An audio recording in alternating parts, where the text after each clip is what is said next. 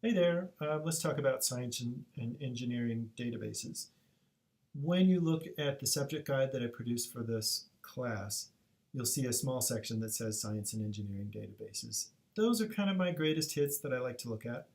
If you wanted to find more though, there are certainly more, and let me show you how to get there. If you go to research databases and you browse by subject, a lot of libraries will have this where you can go in by major subject like engineering, or you could go into a narrower subject like chemical engineering, and this is the list of databases that we have on that. Every library will have some overlap and some different ones. Let me show you my two favorite. They're both on the list that I have, but I just want to do a demo to help you strategize with searching. One of them was called Engineering Village.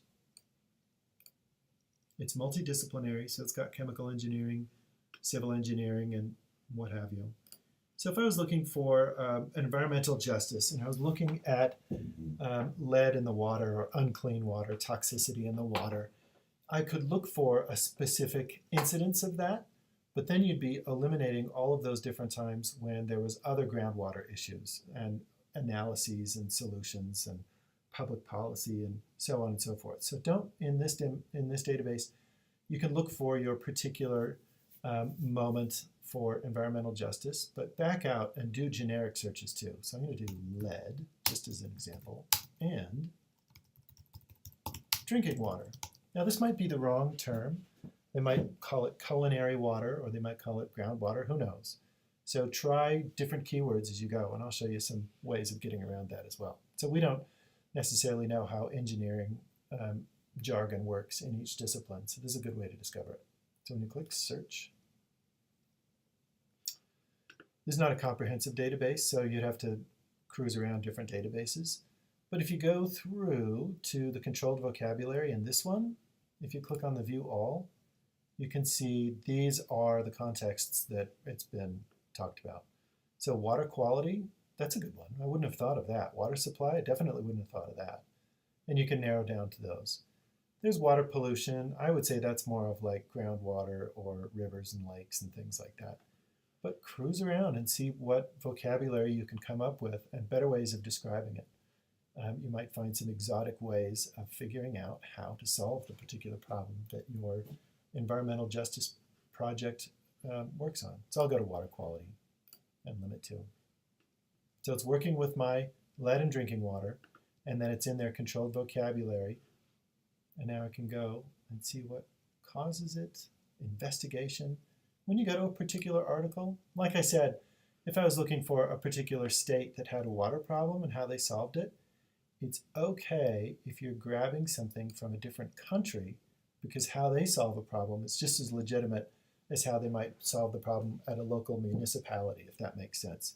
So for the library assignment, don't feel like you have to grab something that says that particular context, year, and the way that they solve the problem. Feel free to grab stuff that's related in your literature review to inform the reader.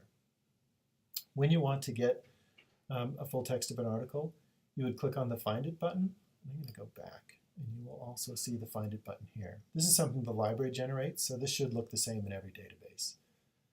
If you have questions tracking down a particular database, let me know, or a particular article. The next one I'm going to go to, also under engineering, and it's way down on the bottom of the list, and it is called Scopus. And I'm going to do my same search, but I'm going to show you a different way to approach it. Scopus and Web of Science both do this. Great news. Lead and drinking water. This one you can narrow down by disciplines. So I have this one in the social sciences databases as well. You can see things that have been published in recent years. I wouldn't mess with that quite yet, but if you go to subject area, you can see there's environmental science, medicine. You can see all sorts of different disciplines that you could go into. So say, for example, I only want to go into environmental science. I don't care about some of these other ones. I'm going to limit to that.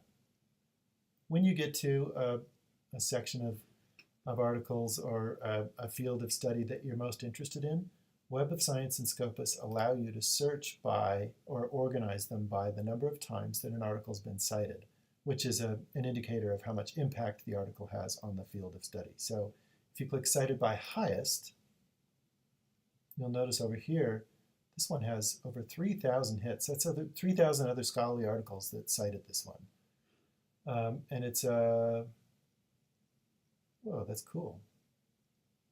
So it's a breakthrough study on arsenic in natural waters and how it distributes itself, apparently. That's wild. Here's how to remove heavy metals from water by means of natural zeolites, all sorts of different things.